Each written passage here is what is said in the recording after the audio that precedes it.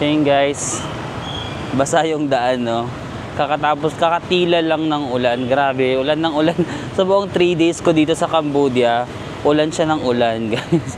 Unfortunately, medyo limited yung mga napupuntahan natin, no? Although, pwede namang wala palang Grab dito, no? Tuk-tuk. Pwede namang tuk-tuk, although mababasa ka pa rin. Pero, dahil sa lakas ng ulan, pinipili ko na hindi na lang muna gumala-gala. Inaantay ko na lang na tumila yung ulan. So, medyo limited na yung nagawa natin sa 3rd day natin, no? Mga local ones lang. Gusto mo mag-try? Gusto ko ulit mag-try ng amok. Di ba yun yung ano nila? Parang specialty dito sa Siem Reap ba or sa buong Cambodia? Amok, guys. Nag-try tayo last time, chicken amok. Mag-try naman kaya tayo ng ibang type of amok, like fish amok, ganun. Pero saan tayo kakain? At magka-card na ako kasi $4 na lang yung pera ko. And magpapamassage pa ako. Yung massage yata mga $3, yung fish massage, yung foot massage. So, magkakasya ako sa massage and then sa dinner, I might have to use my card na lang. Ayoko na mag-withdraw kasi haalis na rin naman tayo, no? Super daming ATM dito sa Siem Reap, no? Parang every kanto. So, hindi niyo naman siya magiging issue, no? Kapag gusto niyo mag-withdraw. So, yun guys, ito na yung pub street, no? And then sa gilid lang niya, may nakasulat na amok. Ito na lang kayo tayo kumain kasi yun yung kinikrave ko, yung amok. Ayan, amok. Sige, dito nga tayo. Pero parang walang tao. By Chef Kimson. Baka mahal, no? Kasi parang fine dining or something. Evening and night, we sell the amok. You have amok? Yeah. Only amok? But we have a lot of fish. This one about catfish. This one about snakehead fish. No, it's okay. I'm not really into fish, but thank you. Yeah, it's okay. Thank you.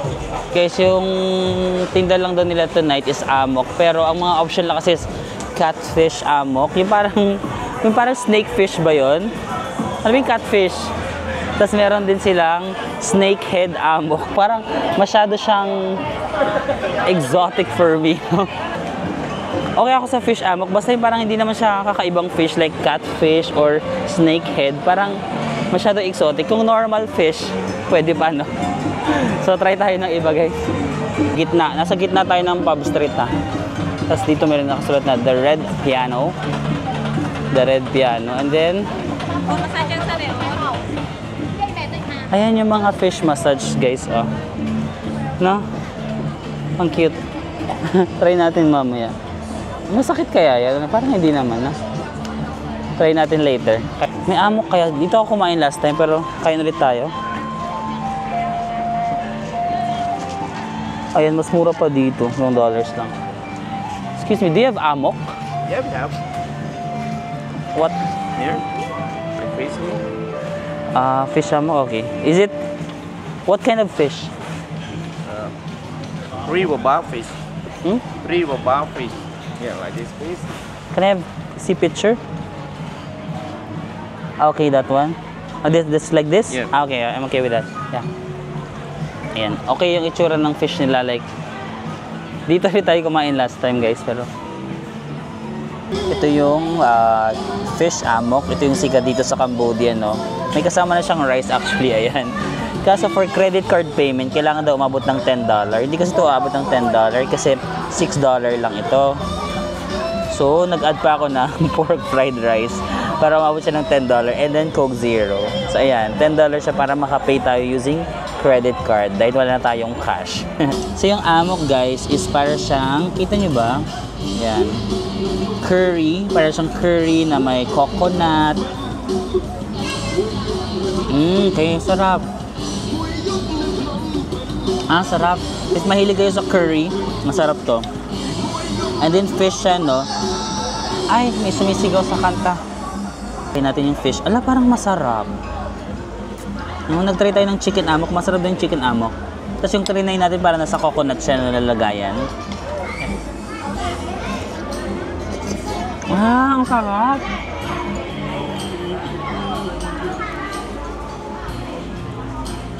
Ang sarap, guys. Curry siya, tapos lagyan mo yung coconut. Ang sarap. Coconut curry. That's amok. Ang sarap. I highly recommend guys, fish amok. Ang sarap pala ng fish amok, my gosh.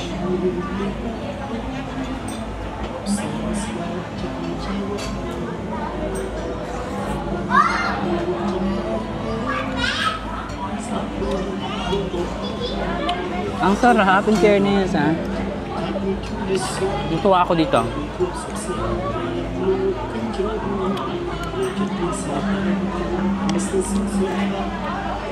Kaya pala ito yung pinagyayabang ito ng Cambodia, no? Ito yung kanilang parang main dish. Kasi masarap pala talaga.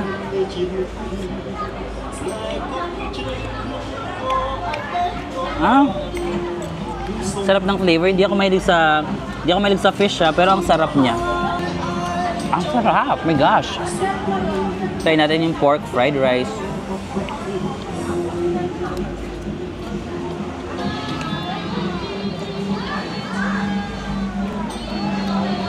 Super good, my gosh. Na-happy naman ako guys. Recommend ko tong restaurant na to. Anong name na to? The Pub Street, hindi. Lalagay ko na lang dito guys. Hindi ko makita yung name ng restaurant. Lalagay ko na lang dito. I highly recommend kapag pumunta kayo sa Pub Street, kainin nyo itong fish amok and then this one. Pork fried rice. I love it so much. My gosh.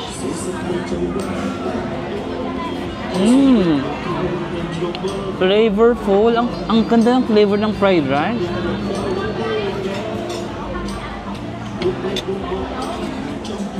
Super happy ako sa last meal ko dito sa Siem Reap. I'm so happy. Ang sarap talaga. The amok is giving, ha? My God, ang sarap.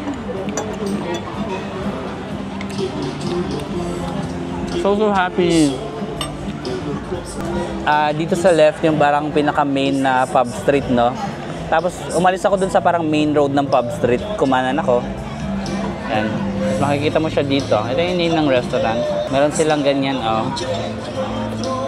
Kasi yung name niya, hindi ko siya mabasa, oh. Tatanong ko na lang mamaya kung ano yung name niya.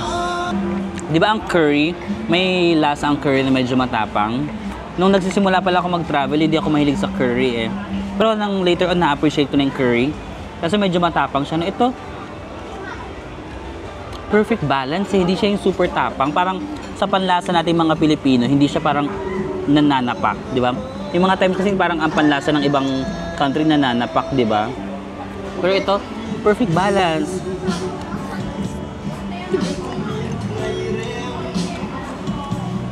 I love.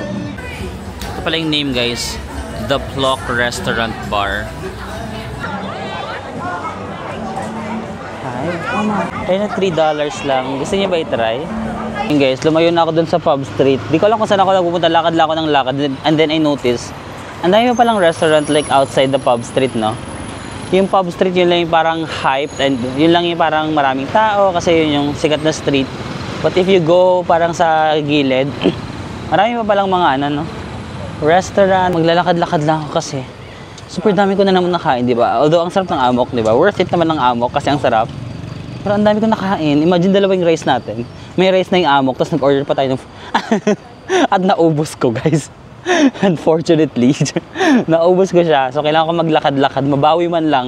Although alam ko hindi mababurn lahat nung kinain ko, but at least may konti man lang na. May konti man lang maburn. So lakad-lakad lang tayo, siguro mga 30 minutes. And then balik tayo doon sa Pub Street. So yun guys, habang naglalakad ako, may nakita ako itong 10-11. Ang naalala ko sa kanya is parang net store sa Taiwan, no? Parang ganito yung itsura nun. Ayan o, tapos may nakasulat sale and final clearance sale up to 70% off. Medyo malayo na siya sa Pub Street nga lang. Ayun yung Pub Street doon, no? Basta medyo malayo. Siguro mga 10 minutes na yung nalakad ko from Pub Street. And ito siya. 10-11. Tingnan natin kung mura talaga siya kasi 70% off daw. Huh? Para talaga siyang net store sa Taiwan. Ganito yung vibe niya. Ayan na, 70% off. Magkano to? $22.59. $22.59 times 30% na lang kasi 70% off, no? $6 na lang. Times 55 ba yung dollar ngayon? 372 pesos. Is it worth it? 372. Pwede na, no? Maganda naman yung tela.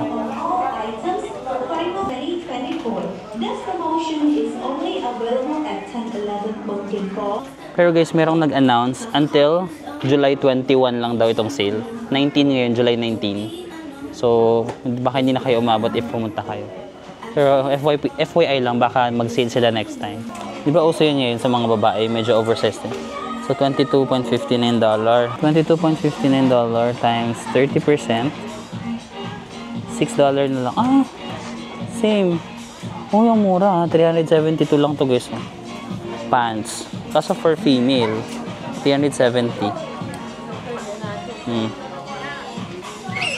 May pang lalaki guys, sa second floor. May nakita kong lalaking umakyat. Oh my gosh, wala sa itinerary ko yung mag-shopping sa Cambodia ha. Sana hindi ganun kalaki yung sale kasi baka mabudol ako. Pray for us. Giving. Ay, fuck. 70% off. Bro, I'm so lucky naman na umabot ako dito. Wait lang, parang may guwapo. Saan siya dadaan? Kita niya, medyo guwapo yan na. Di ba, meant to be. Meant to be na naglakad ako. Di ba, wala naman sa plano kayo maglakad kasi ang dami ko nakain nga. Naglakad-lakad ako. Na timingan ko pa, naka-sale sila. Parang lahat naka 70%. Everything is 70% off. Which means, gusto na lang nilang tanggalin lahat. Baka mag-restock sila.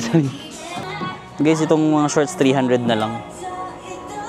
Parang gusto ko bilhin ito. Na-compute ko na siya. Turuk, tuk, tuk, turuk, tuk, tuk. Eh.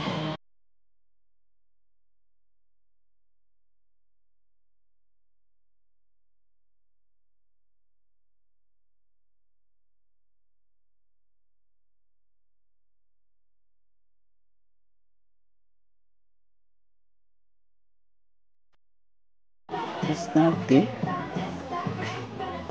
Mura lang nito, 19. Na. Oh, wow. Na. Guys, itong parang cargo pants, 400 pesos na lang. 415, ganun. Kaso yung size na lang niya is 34. Sayang, super bet ko yung mga ganitong formahan lately. Yung mga cargo pants. Kaso masyadong malaki. Wala bang mas maliit? 34 na lang. Pero ang ganda guys, na sayang. Giving sana yan. Ito. Cargo pants din pala to. Same price din. Ay, 20. Mas mura to. $20, ilas 70% mo pa. Magkano na lang yun? $6 na lang to. 6 times 50. 300 plus. Oh my gosh. Bilhin natin to. Kaso 34 na lang din. Malalaking size. Ay, may 32 pa. May 31. May 30. Try mo natin yung 30. Ay, wala nang 30 guys. 31 na lang yung pinaka ano. Okay na ako sa akin sa 31. Medyo lumaki naman yung chan ko. Sige, check ko nga to kung kasha. Ayun guys, so unfortunately no fitting daw. Hindi ko alam kung bakit, siguro may fitting room naman doon, pero sabi ni kuya no fitting. So I'm just gonna fit here. Ay, pwede naman daw i-fit dito sa labas, pero bawal na daw mag-fit sa fitting room. So I'm just gonna fit here. So this one is only $33. Wait lang. $33 times 0.30, 9.9. Oh my gosh, 500 pesos. I'm gonna buy this.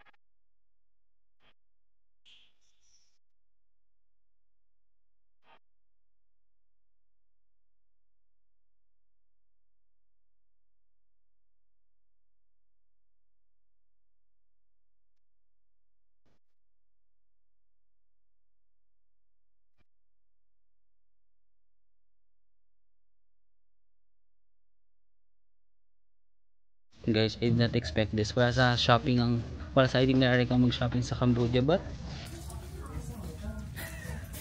kasi halos bawat isang piece like 300, 400, 500 pesos na yung pinakamahal dito. Or may isa lang na 700 yata.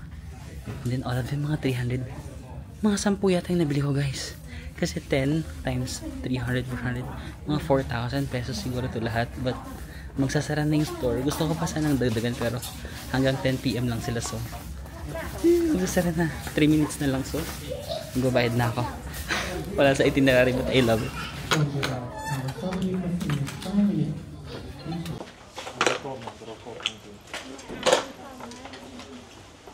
$20. Ayan.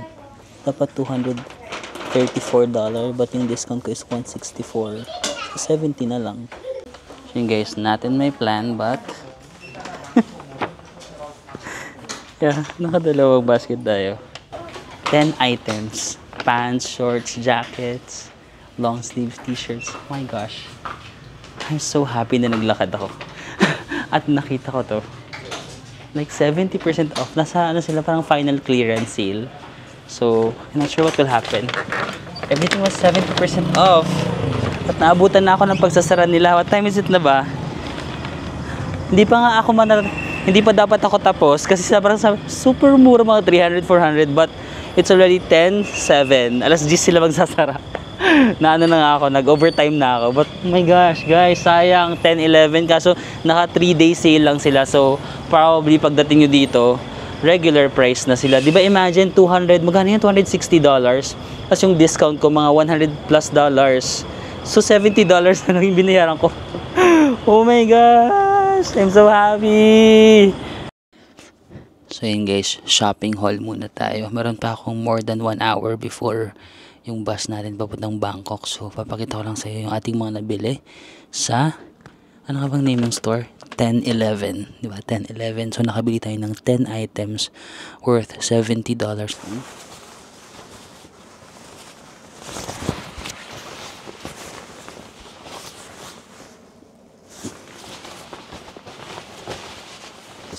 From $27,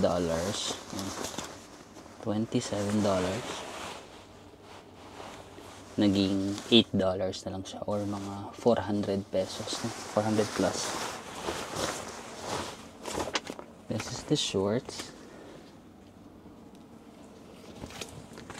So from $18 naging less than $6 na lang, mga 300 pesos. This one from $45, kinumpute ko na sa mga 700 or 800 pesos na lang, na parang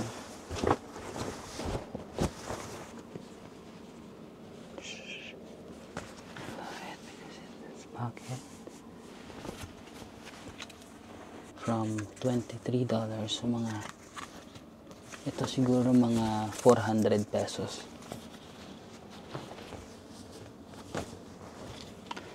Very nice fabric.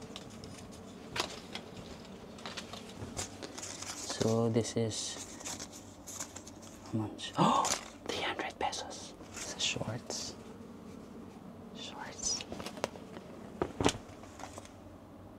Oh, 200 plus pesos. 200 plus pesos.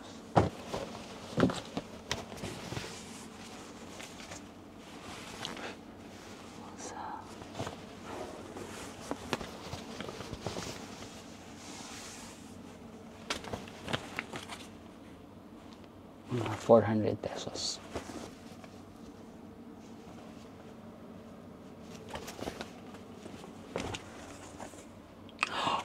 $250 pesos. 250 pesos.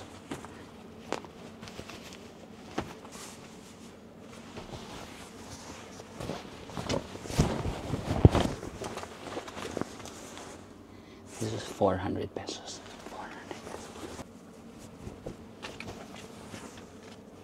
300 pesos. Total 3,500 pesos.